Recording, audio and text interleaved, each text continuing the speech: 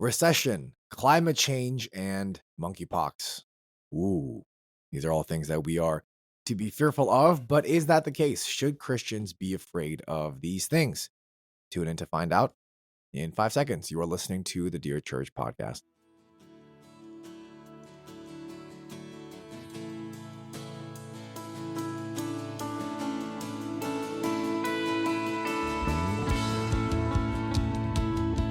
Oh, I didn't even say good morning. Good morning. Good morning. Welcome to the Dear Church podcast, where we exist to fill your ears and your minds with the study of God to see the world as disciples of Christ. My name is Sam Young, and we have with us Pastor Eugene Kim. Welcome, Pastor Eugene. How come no one ever welcomes me? Have we've never really thought of that? You're the host. Yeah. Okay. Yeah, but I wanted to just be welcome. Okay. But welcome. Thank you. Welcome, Sam, Can you ask me how to I'm your doing? own show, It's not my show. to your own podcast. It's not my podcast. Pastor Eugene, how are you doing as of late? As of late, it has been so hot. Oh, yeah. Yeah, it's kind of Scorching. crazy how climate change is these days I've been staying cool inside church. Not in the NPR room. In the NPR room. But Pastor Eugene, I wanted to talk about a couple different things this morning. This past week was considered or called the most important week of the year by some.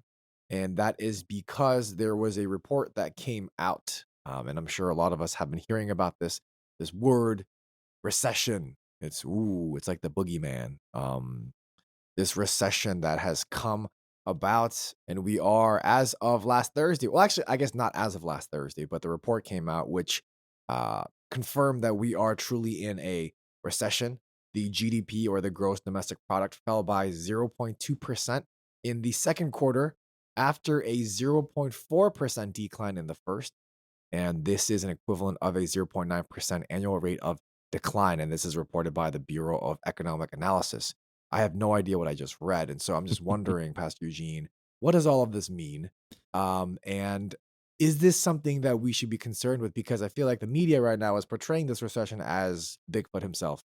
What does this have to do with Christianity and the faith and our Christian biblical worldview?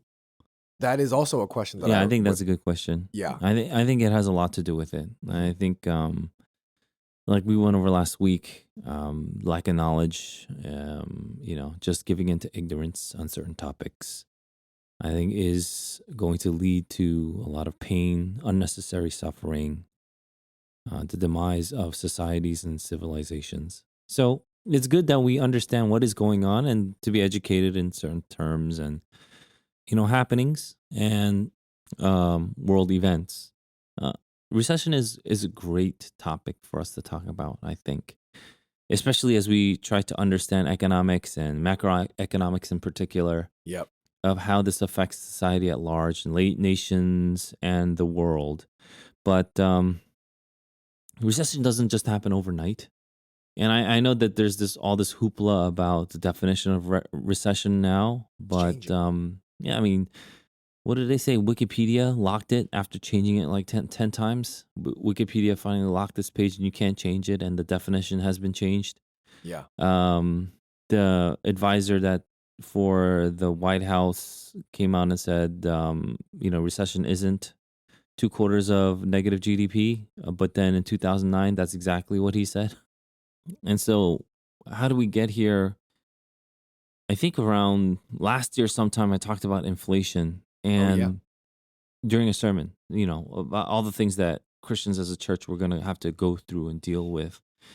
Not just Christians in the church, but, just generally. But churches and Christians are involved. It's not like we're, in a mountain in like some kind of crevice in between rocks or something.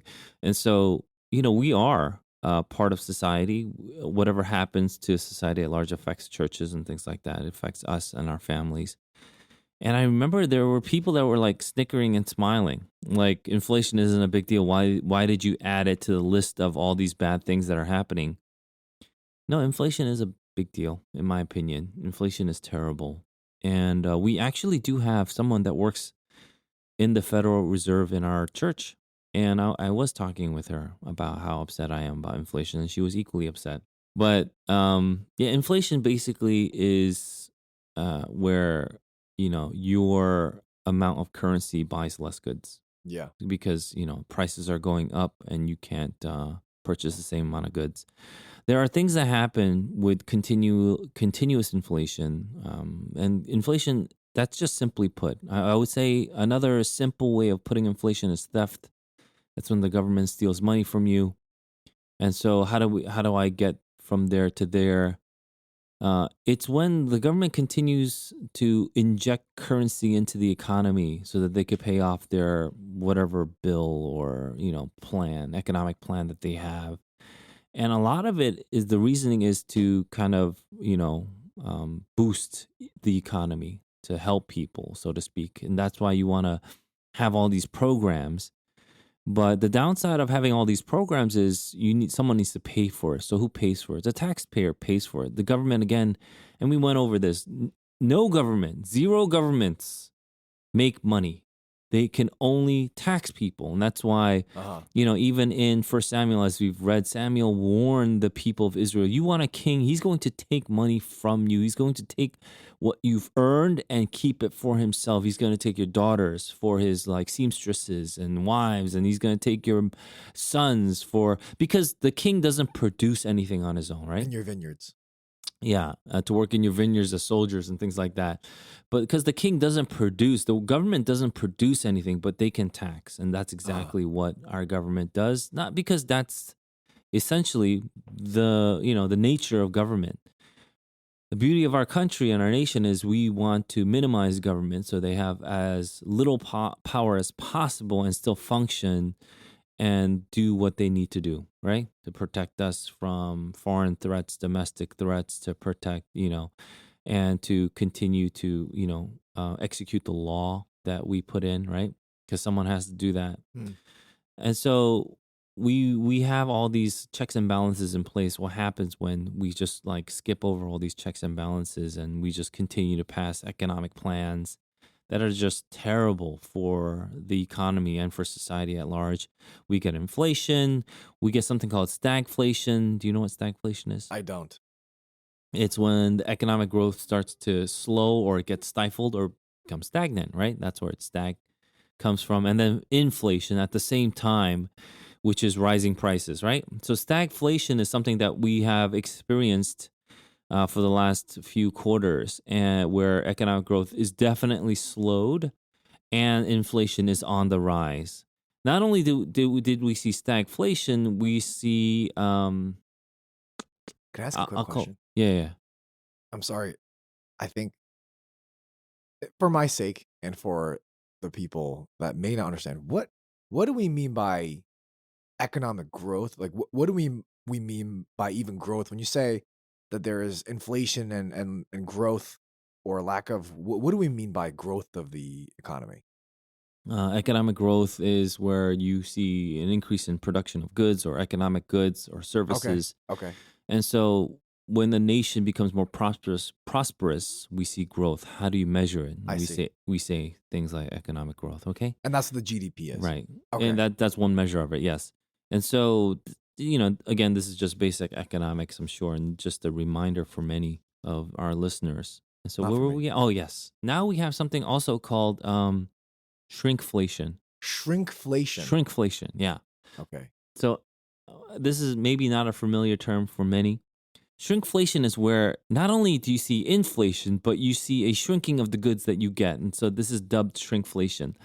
And so what people are starting to notice, and rightly so, is you go to the store to buy toilet paper. Uh, And toilet paper used to cost $20 for, I don't know, 24 rolls or uh, something like that. Let's say okay. it costs $20. Now, all of a sudden, it costs $26 for 24 rolls. That's inflation. Yeah. Shrinkflation is where 20 $20 for 24 rolls goes up to $26 for 24 rolls. However, each roll has less toilet paper too. What used to I be see. 250 sheets of toilet paper is now 170, which is Wow. literally what's happening. And so companies are doing this so that we see a less of a, or we feel like psychologically less of a hit on our pocketbooks, because now we're going to the store to buy toilet paper or paper towels or whatever we usually buy, on a regular basis. Toiletries, food, and things like that. It could be meat, right?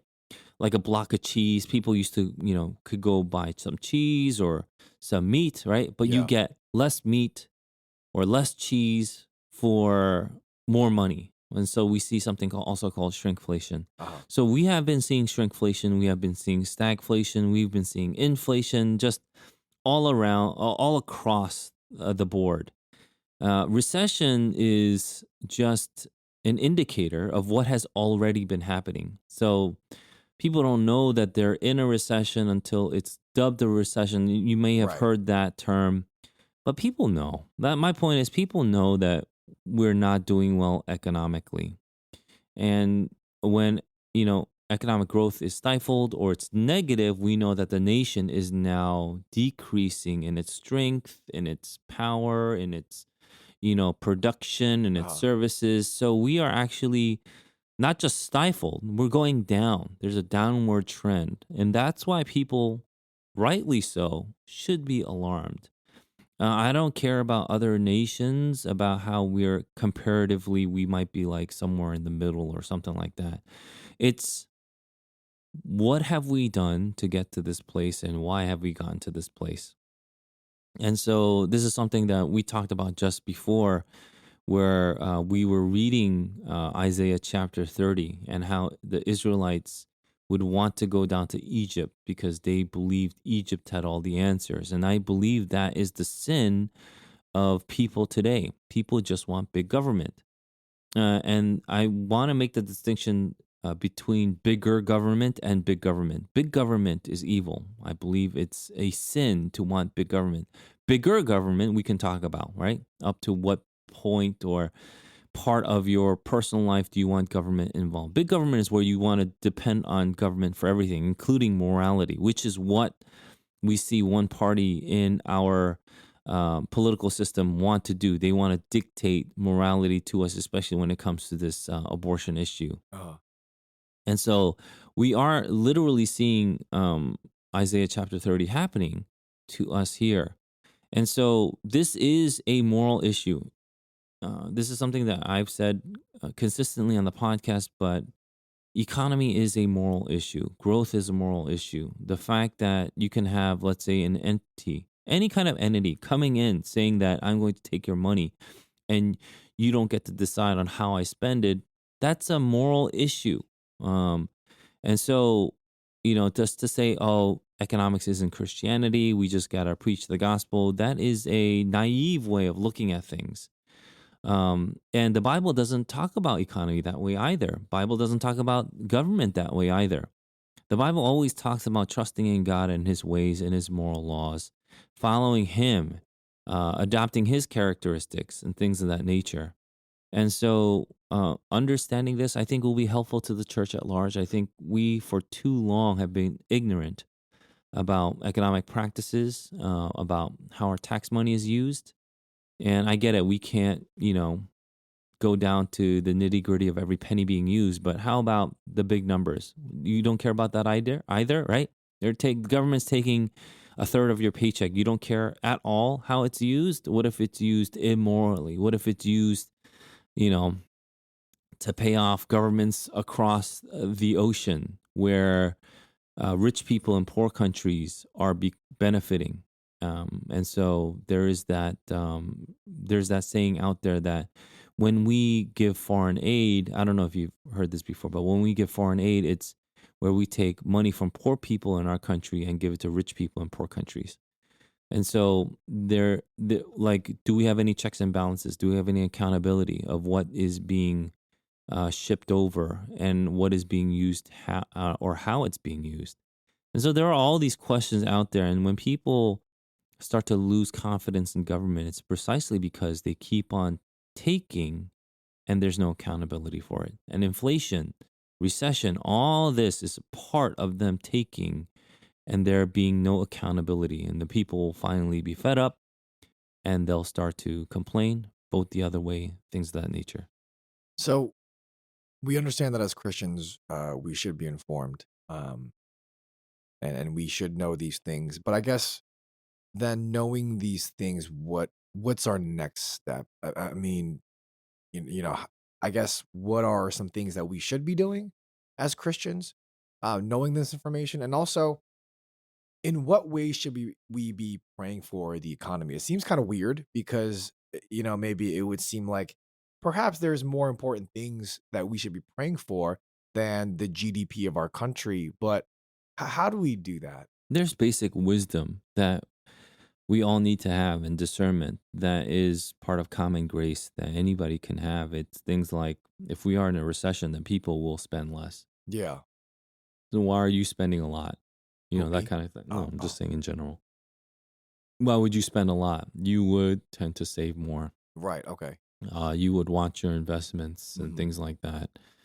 You would know where to save, how to save, and you would find out the best you can so that you're not frivolously wasting your money either. And I get it. You should never frivolously waste, but especially in times of recession, you would tighten your belt a little more because why? You want to be able to take care of your family. You want Right. to be able Right. to support them. You want to be able Right. to feed your kids, pay the rent, and things like that. And so, you don't want the recession to turn into a depression where it is, pretty rough for all of society, where no one has a job or employment rate skyrockets. Right now, unemployment is at a pretty low number. Uh It's not huh. the lowest, but it's at a pretty low number. So we know people have jobs. It's just you're getting paid less because of inflation, right? So even if you got that 5%, salary bump, even if you got that, if inflation is 10%, then you really didn't get a 5% bump. Uh huh. You got a 5% decrease. And so people are calculating that and acting accordingly. Uh, it's good to see trends. And so something that we have constantly been saying is things just don't happen haphazardly. There is a reason for it. You can gather if we continue in this path, then things are going to get rough. So if things are getting rough, have you prepared? Mm. Do you have any kind of plan B? Things like that. And so I've seen places where they are suggesting, it doesn't hurt to have a few, I don't know, food items that have a long shelf life. Imperishable. Yeah, not imperishable, but will have a long shelf life. But Uh huh. yeah, something to that effect, just in case. Yeah. If you had a month or two where you couldn't find any goods, just like we had that whole baby formula The shortage. Yeah. shortage, right? Where Hmm. people just couldn't get it. And that was a pretty traumatic ordeal for these people. And Yeah. yet, Yeah. I don't know how many people really cared outside of those that were affected. And so, what happens if it goes beyond baby formula to other foods, right? Yeah. You can't get these things or those things. So are you prepared? I think you should be to a certain degree. I don't think you should go crazy, Right. but Right. this is where discernment comes into play. Are you just acting like nothing's happening, whistling, when things are on a downturn, or are you preparing accordingly? And I think that has a lot to do with discernment. Understanding the times is also, how Jesus even addressed the Pharisees. You know what kind of weather it is when you look up at the sky. How do you not know what kind of time it is? Yeah. So, do you know the season that we are in, spiritually, economically? All these things are tied together. Okay. And so, socially, morally, do you know what kind of season that we're in? And are you preparing yourself? And, Hmm. you know, this economic downturn is tied in with our social and moral degradation. There's no doubt about that. You continue to have morally defunct policies, you will have negative growth because this is the way the world has been designed by our creator. And knowing this, we prepare well. And knowing this, we proclaim the truth, saying you can't continue on this path and have prosperity Mm. in any form, whether Yeah. it's spiritual or physical, right? So wise stewardship would be. of great importance. Yeah, and I hope people listening will take that seriously. And again, when I talked about inflation last year, it wasn't like everybody was laughing. It was just a few smiles because I equated it with all these other things that were happening. But I think inflation is theft, and the fact that people don't see it as seriously is, I think, the reason why we're here today. If we see inflation as theft, then I think people would not have put up with it as long as we have. Yeah. Um, I guess coming back to prayer, how do we pray for the economy? Is this something that we should be praying for? How do we do that? I think, yeah, that's a good question. We start with where we are. We work as hard as we can because we are part of the labor force. You have been given a certain jurisdiction. You have been given a certain dominion, and are you taking care of that? Are you taking care of your family? Are you just relying on others to provide for your family? Then that's a rough place to be in. Honestly, it doesn't matter if it's the government or some other entity. You really want to be able to provide for your family, working and toiling. This is a gift from God to be able to provide for your family. And that's in Ecclesiastes. And so you want to continue to do that. You want to continue to know what kind of season that you're in and continue to prepare for the future. So if you are, let's say, for example, if you're single looking to get married, you still would do that, Mm, although you know that you're now under more financial or physical duress because you have to work more or whatever the case is, but you would still have that goal. So continue to move forward in your life, but also pray for that strength so that you can, in addition to all these other things, continue to progress, grow, and be sanctified. So I would pray for that in addition to the wisdom that we talked about. Thank you for that. I know that that'll be helpful for a lot of us as we continue to pray and as we continue to wisely steward our resources that God has given us. Another hot topic that it's literally hot, like literally hot topic that's been blowing up on our news feeds has been climate change. Henceforth, the literally hot. Oh, can we add like eerie music after you say climate change? Climate change. Doo-doo-doo. Oh yeah, that's true. We need that.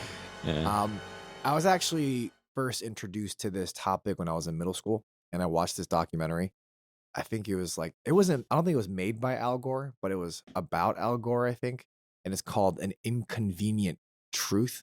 And I remember back in middle school, there was a lot of turmoil within me because I saw that these polar bears were drowning because of the melting polar ice caps, and they were drowning because they couldn't get back to their families because they were stranded in the ocean on this floating iceberg. So I was very sad, very concerned for the polar bears. But today in 2022, the media portrays global warming to be something of a worldwide emergency concern or worldwide concern. It's an emergency. We need to take better care of our planet because if we don't, we'll just die.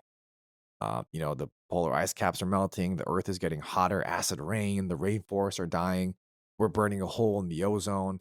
All these things are just coming at us, and we just don't know what to do. I mean, I guess we could recycle, we could buy electric cars, we could install solar panels, but I guess, with all of these different things that are going on, all these warnings of climate change, how are we supposed to look at this as Christians?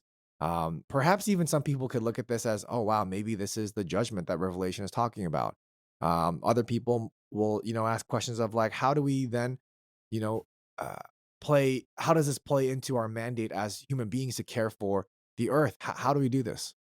Yeah, I mean, it's definitely true that we're sojourning. This world is not our home, but at the same time, even if we're guests, we always want to leave a place better than when we first came. Uh-huh. Things like that. So there are Christian principles that we can apply to whatever the case. But global warming or climate change is a fascinating kind of development that has been very, in my opinion, very, very successfully um, been implanted in all of our society. Like this belief that the climate has been changing to such a dangerous degree that, destruction is imminent, like some kind of catastrophe is imminent. And so I grew up in the 80s, and in the 80s we also had a lot of scares like acid rain. So whenever it would rain, my mom would also tell me, make sure you never expose yourself to the rain because it'll just melt your skin off or something, whatever it is. And so, if it rained, then you always have to have some kind of covering, like an umbrella or some kind of hood. And so there was that scare. There was also in the early 80s the scare of the ozone. So we couldn't use like Yeah. aerosol Oh, yeah, yeah. hairsprays and things like that. These are terrible for the environment. So I was taught, and there's like these big holes in the ozone, and the sun will come in and destroy all the vegetation because there's no more protection from the That's sun. literally what I learned in middle school too, or Yeah, heard. I mean, they're still saying stuff like this, which is not true. It's just not true, right? And so I don't know if we want to get into why it's not true and how we know how to make ozones now. But anyway, whatever.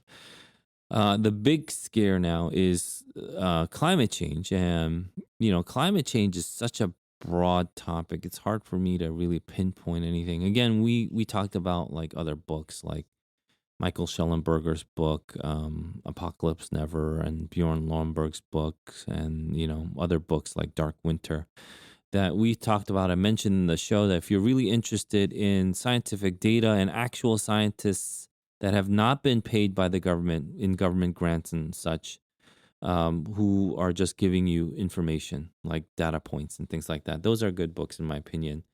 And they don't agree. I'm not saying all these scientists agree, but they are giving you data points, and then you can make your decision.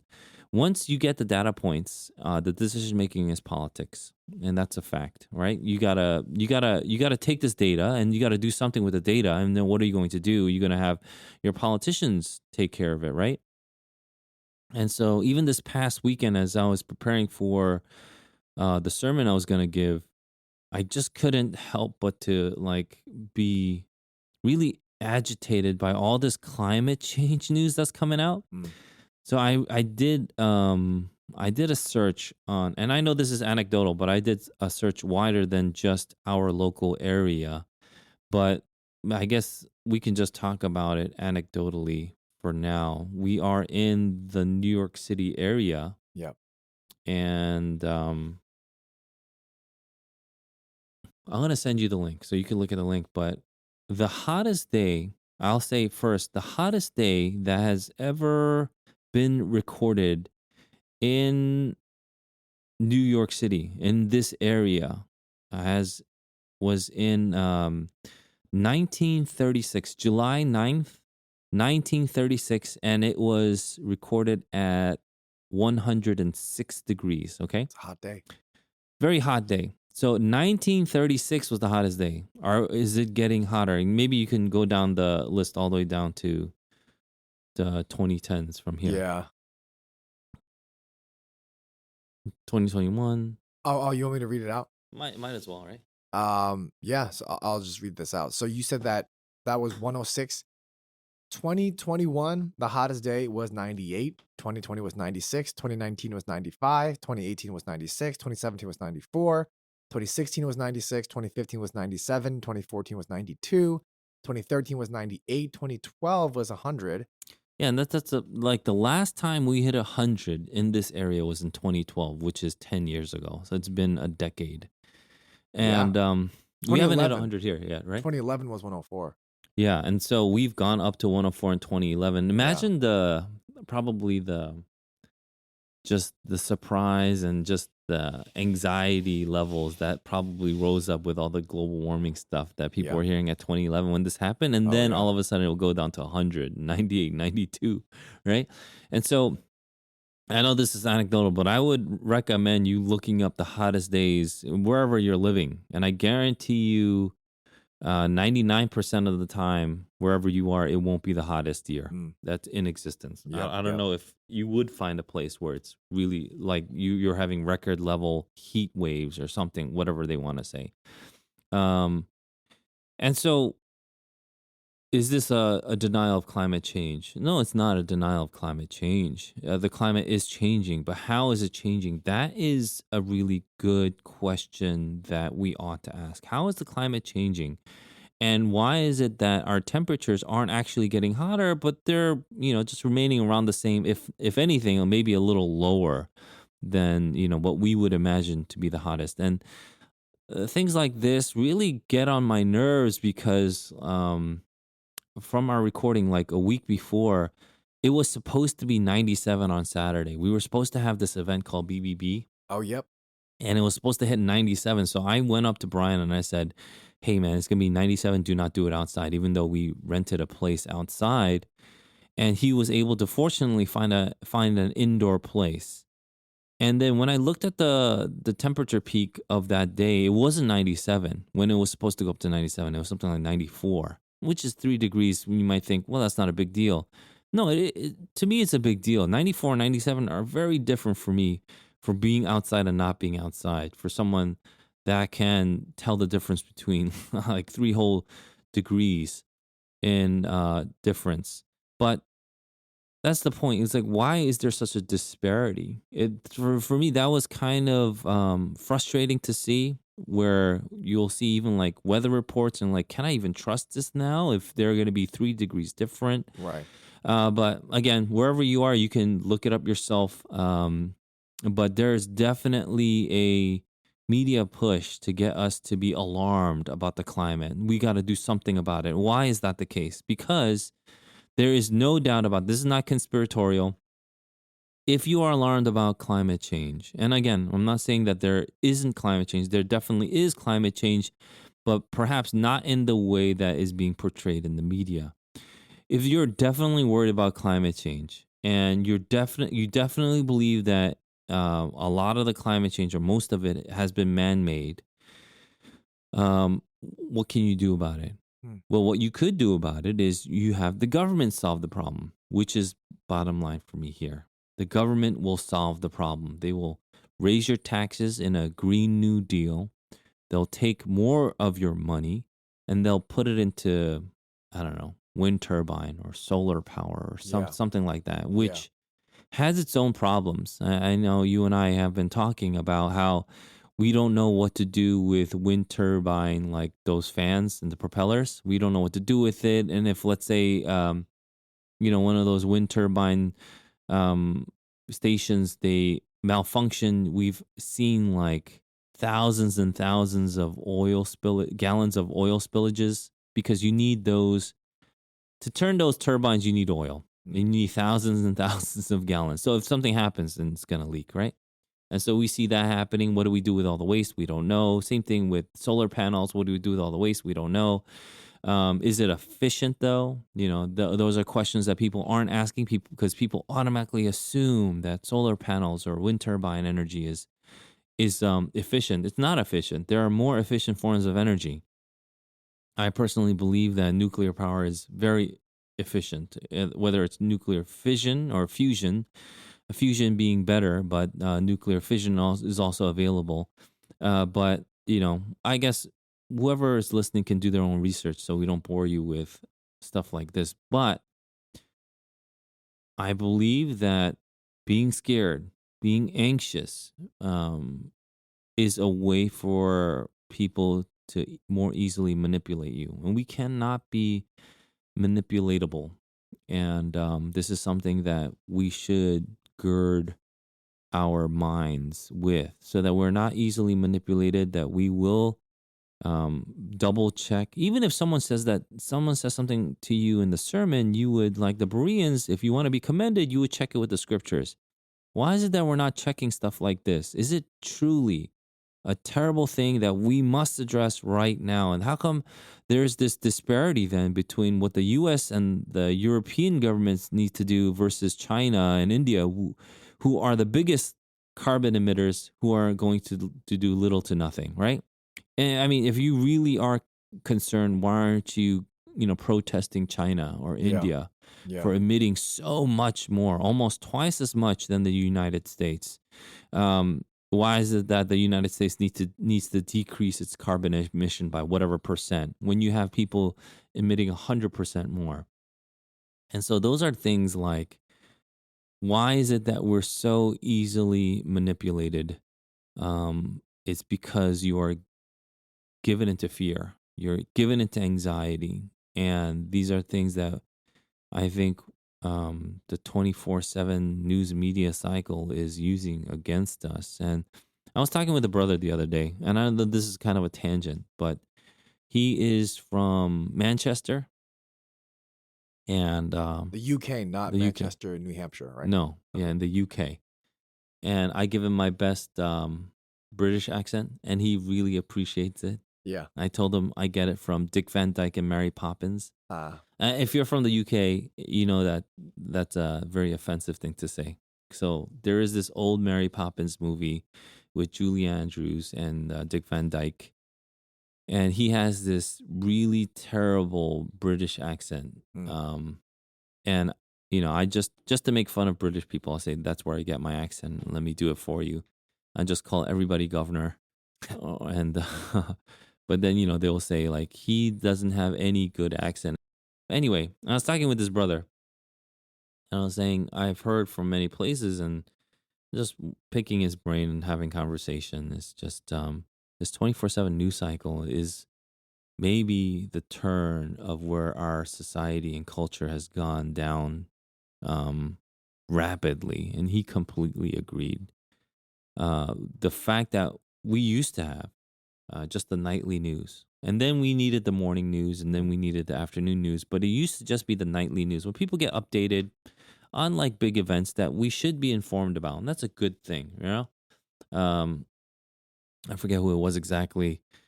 Oz Guinness or something like that. mm, Said like you need a newspaper in one hand and the Bible in the other, and things like that. People used to say things like that, but yeah. now I don't think that holds. 24/7, the 24/7 news cycle has really, really put us on this downward trajectory where we're always anxious, like because you're not gonna watch the news if it's like, oh, the firemen save the cat from the tree or something like Right, that. But right, you will right. watch the news if you see in the weather report your local area and everything is red. Mm, You know, mm, it's in the color red. Even if it's not the hottest record days, it's just red, and they'll just say generalities like it's record heat waves. Like, what does that even mean? What do you mean record heat waves? It's yeah, just yeah. it's just summer. That's what summer is. It's really hot. But things like that. And so I think it has a lot to do with anxiety. I think it has a lot to do with manipulation, and Christians cannot be manipulated. We need to stand firm. We need to gird our minds as well as our hearts. And so I hope people, when they see this and it's fear mongering, the first thing that you would think of is this true? How much should I be afraid? And if you are a Christian, you should not be afraid at all. Even if it was like a meteor was coming down to this earth, Mm, we are not afraid. We prepare accordingly, right? yeah. And so we know that God is in control and the world is in his hands. And so climate change won't be the demise of our society. It will not. It will not destroy the church. It will not. And so knowing that, how would you deal with climate change and things like that? So I hope we are properly informed, to say the least.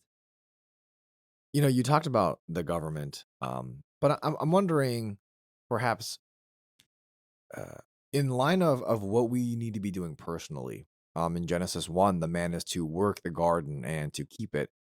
Obviously, I'm not saying we're living in the Garden of Eden, um, but it would seem that as Christians, there is some responsibility or there's some duty that we have to the rest of creation to tend to it and to take care of it. And so, um, whether climate change is real, whether climate change is not real, whether global warming is fake news or real news, it would seem that we still have a responsibility as human beings to tend to the planet. So how should we doing that? Yeah, I'll do some I'll say some generalities and Yeah. work backwards. Let's go back to inflation, climate change, all these things. Um, President Biden a day ago released in his Twitter account released a statement saying my statement on the Inflation Reduction Act of 2022. Okay, so he had an Inflation Reduction Act of 2022. Okay, And this is July 28th. yeah, this oh right, this is July 28th then. Right. Daryl Harrison, someone who we are fans of, who turns pages from the Just Thinking podcast. from the Just Thinking about, right? He responded to this by tweeting, "Ask yourself this question. Why is a bill necessary to lower inflation when one wasn't necessary to raise inflation? Government doesn't solve problems, it creates them. Solving problems is inherently anti government. When are you going to get tired of politicians lying to you?" So, this is what he tweeted. Uh-huh. I am a big fan of what he wrote right there.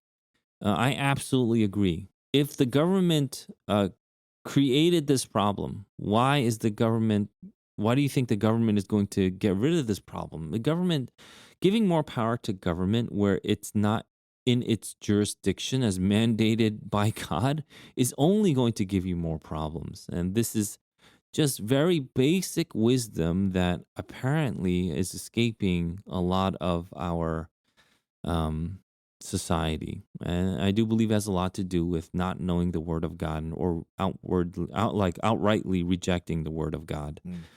And so we should understand this fact, right? And so thinking that the government will solve this problem is false, first of all. So getting rid of that premise, getting rid of that, even thinking of that as an option, that's just false. And we can prove you wrong in many ways here on this podcast, Sam or myself.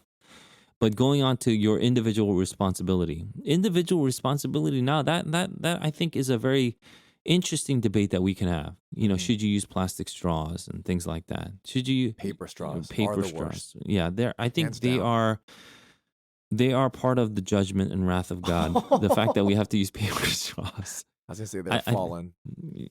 but I think it is because there was this, and I don't know if it's really correlated, but I can't help but to correlate the two. There was this one viral video that went out where someone took out a straw from a turtle or tortoise's like nose, Mhm. and people went nuts. How dare we destroy the ecology of the sea or marine world by dumping straws? No one used plastic straws anymore. However, the plastics that the individuals use on a consumer basis is so minuscule compared to what these industries use. Right, And right. yet, are we regulating industries and their plastic usage? The answer is no. So it has gone down to the consumer. So that also is a lie that we have been shoved in. Your plastic straw won't affect the world to the degree where, we're going to die from, you know, a plastic straw like tsunami, whatever it is. Yeah. Masks are a different case because people use so much masks Yeah. unnecessarily. Now we don't know what to do with it. So now there are multiple landfills. We're Oh, just no. dumping masks into the sea and ocean. But however, that's a different story. So where does the individual responsibility lie? And this is where I love Christian liberty. I love Christian freedom, where we get to decide through our conscience, through discovering, through debate, what the right way is, not by having anybody mandate it to us, but by sharing within communities. Hey, we would like to do this as a community. We would like to tail back maybe this kind of usage and increase this kind of usage. We don't have that freedom to do that now, or we don't believe we have that freedom. Whatever the case is, wherever you're living. And so I think that has really hurt the Christian conscience and the Christian individual. I think we should continue to talk about it. And I think we should exercise what we believe to be right in our conscience. And I think some are just plain old foolish. I will fight you on the plastic straw thing all the way to the very bitter end. I think the paper straws are just, they're demon spawns. I don't think anybody actually likes the paper straw.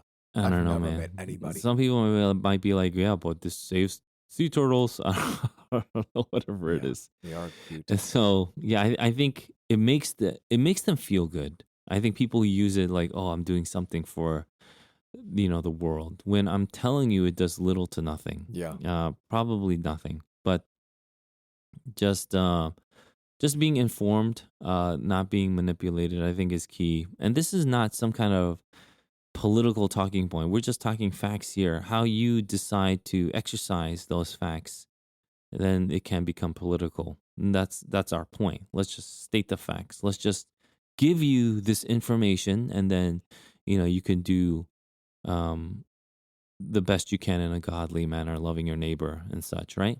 But this is where we were also confused and manipulated into thinking that us wearing masks or us getting vaccinated was loving our neighbor. Big Uh-huh. Eva started to push that. Uh-huh. Francis Collins from the NIH started to say that. And Big Eva just had them on their shows. People even like Russell Moore, Tim Keller would, laud this man who was pro abortion to a crazy degree. And so we have been confused, thinking like, getting vaccinated is loving our neighbor when we didn't even know the science behind it. We didn't know the data. Mm. Now we know for a fact that getting vaccinated isn't has nothing to do with loving your neighbor because you'll still transmit. In fact, the transmissibility might be at 100% still, even if you're vaccinated. It will, or perhaps may help you from severe disease, right? But you should do it for yourself. Mm. It has nothing to do with transmission. So now we know, but what do we do for the longest time? For like 2 years, we were saying to love your neighbor, you got to get vaccinated. And we know it's false. So are those people going to come out and say, I apologize for spreading false information, for teaching you incorrectly? I mean, I hope so, but it doesn't look like it for now. Mm. And so I think we just need to be very careful, be very wary about pushing some kind of decision and saying this is an all moral decision, like this is an absolute moral thing. Right. So thank you for that answer, Pastor Eugene. We actually have blue trash bins in our church. So based on your conscience and your Christian liberty, please recycle.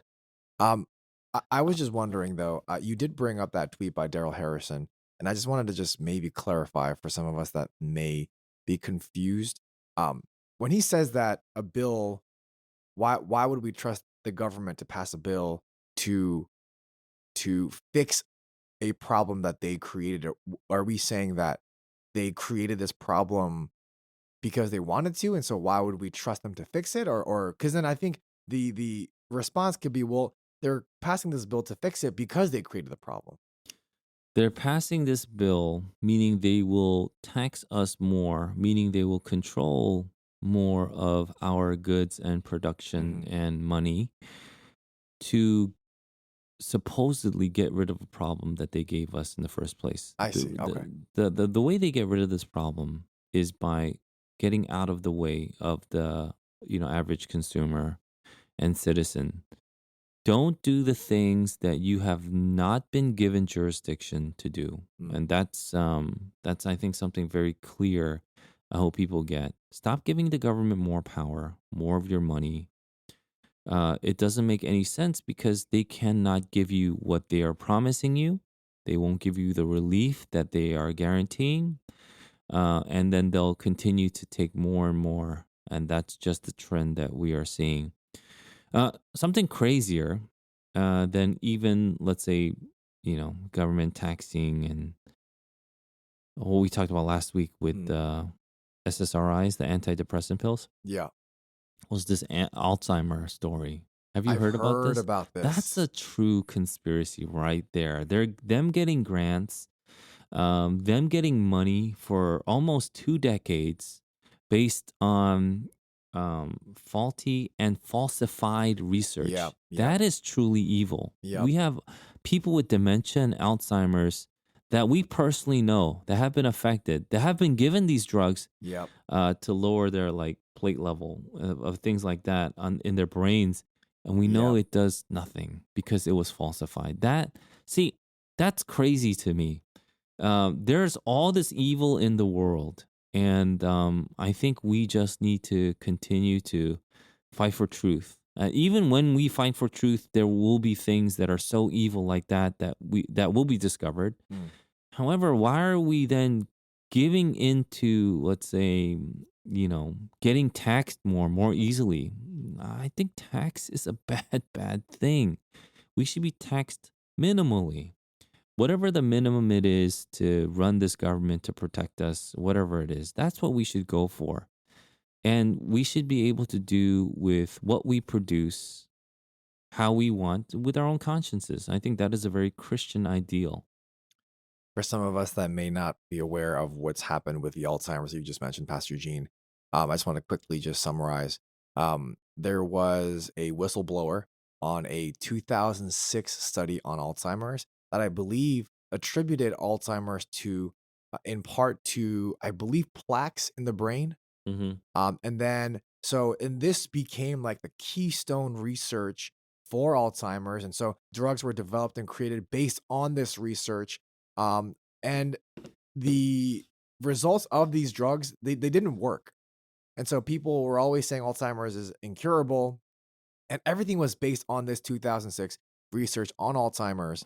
And what's even worse is that other research, other drugs that were being developed were canceled because this became the truth of Alzheimer's, this 2006 study.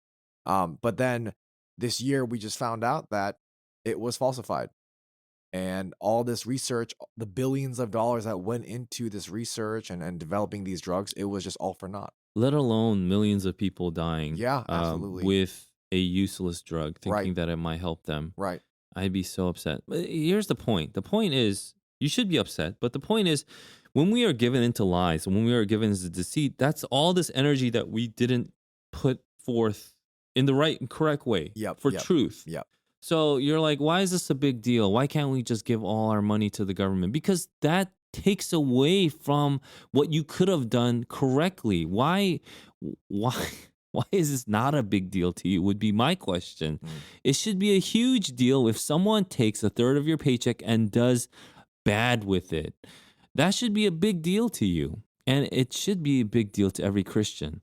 And so we don't want to put our energies into deceit, into lies, into evil things. We want to put our energies into good things Right. the best we can. I get it that sometimes it's out of our control, but you wouldn't willingly give up that control, Mm. which is what people seem to want to do when they advocate for big government. Yeah. Big government's a bad, bad thing. It's an evil thing. I guess this is a good segue as we'll be talking about disease next. According to medical news today, following a July 23rd meeting of the International Health Regulations Emergency Committee, the WHO, is that WHO. the WHO's, the WHO's, No. the WHO announced the monkeypox outbreak as a global public health emergency. Some of us may not know what monkeypox is, so I did just a little bit of research. This disease is a virus that was first identified in humans in 1970, and since then has affected Africa and other parts of the world. It's been somewhat contained with small outbreaks here and there, mostly in Africa, and is a virus that spreads mostly through close, intimate contact with someone who has monkeypox. It has to be mentioned because it's true that most cases, at least in the outbreak that is happening right now in 2022, occur among men who have sex with men. It is similar to smallpox, causing fever, muscle aches, fatigue, leading to rash or lesions on the skin. And there are treatments, including vaccines, that are available. I'll include a link in our description page from the WHO, just kind of listing the facts about this monkeypox virus. Um, Interestingly enough, the last global public health emergency that was declared by the WHO was COVID-19. Um, and I'm wondering, considering the death rate of monkeypox being extremely low and the limited scope of those who are affected by it, in my, I guess, non medically educated mind, this would not suffice for it to be a global public health emergency. Is this something that Christians need to be afraid of? I, Um, I think the spin here is pretty spectacular. mhm, And so it's because, we don't want to put any stigma to sexual sin. We'll just say everybody should be, um, you know, be careful from monkeypox. right. Or they'll say instead of, homosexuals getting this, it is, or people that are gay getting this, it's gay or homosexual activity. I mean, Mhm, I mean, who's doing the activity, yeah. And so there's all this spin now, and just the fact that they made this some kind of declared this some kind of epidemic now that we all have to be concerned about. It's quite fascinating, to be honest. There are a total of 5 deaths so far, Mm, from what I see on the WHO, and those 5 deaths are concentrated in the continent of Africa. And how many cases worldwide? Around 14,000 mhm, as we are recording this. So 14,000 in the world, and it's over 95%. gay people getting this, right? Yeah. When they participate in like orgiastic activities, right? And so that, I mean, literally, they're going to orgies and then getting this, right? Yeah. When they're having like partners, like dozens of partners in these places. So we don't want to say that. We just have to say like, oh, be very careful and make sure. I think people are putting more energy into not stigmatizing the gay community than we are about monkeypox now spreading to, let's say, the general population Mm, because we are not taking care of stifling the gay community getting this mm. and something to that effect. And that's why in the Bible if you read the Bible, there is stigma against sexual sin, rightfully so. You shouldn't have these sexual sins in your Yeah. life and in your societies. And yet, when we take away that stigma, when we take away the shame that is inherently there because God's law is God's law, this is His creation. When we see like this happening and it getting worse and worse, and people are wondering, how come it's getting worse and worse? Why can't we stop it? And why does this feel so bad? And yeah, it's just like very tiring to see. You could kind of see this happening where now we have two children that contracted, from what I know, Mm. monkeypox, and you have to wonder who gave it to these two children. How did they get it? Why is there no police report when we Mm. know that the vast majority of monkeypox is spread through homosexual activity? Uh, why is this not investigated? Things like that.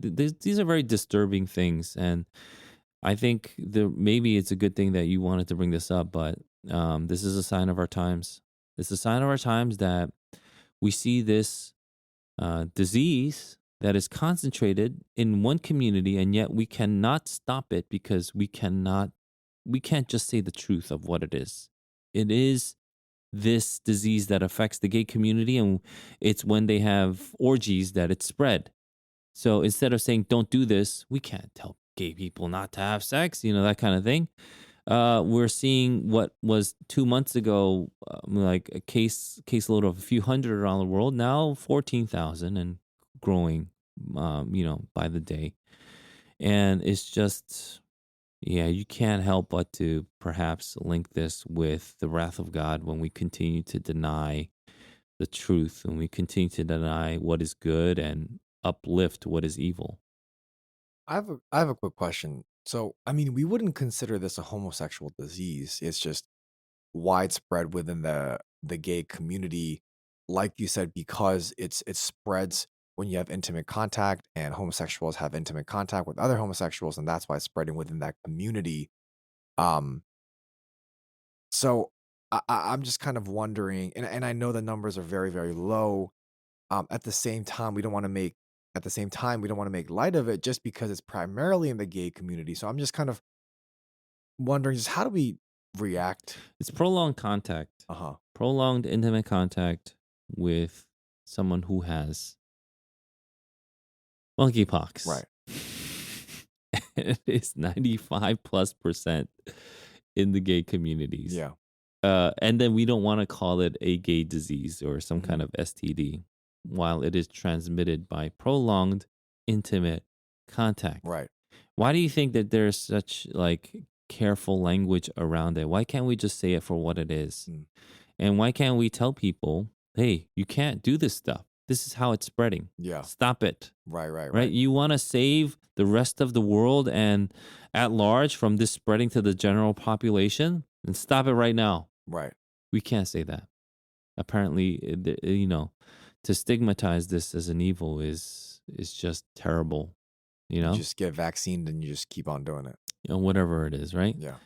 And yeah, no one ever wants to correlate like disease with the wrath of God.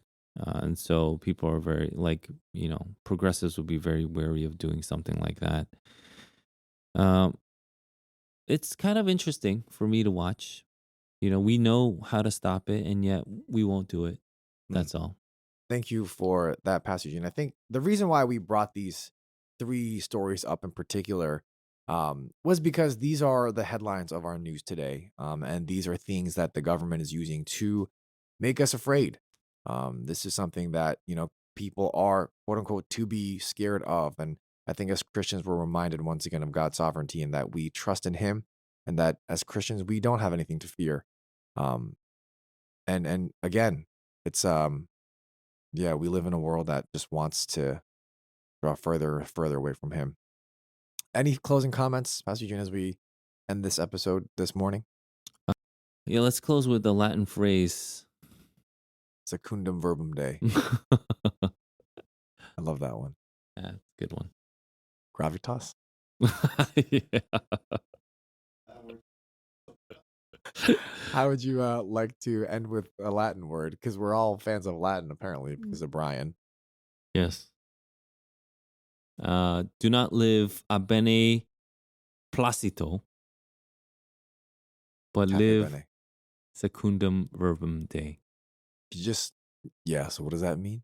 A bene placito means at one's pleasure or at So do one's not will. live according to one's pleasure, but secundum verbum Dei. That's nice. We thank you for listening to this episode of the Dear Church podcast. Join us next week as we talk about friendship. Who is your best friend? Covenants, and as a response to First Samuel, the sermon series that we are going through as a church every Sunday morning. Very, very interesting indeed. We hope and pray that this has been a blessing in your ears. Fight the good fight, finish the race, keep the faith. Peace. Peace.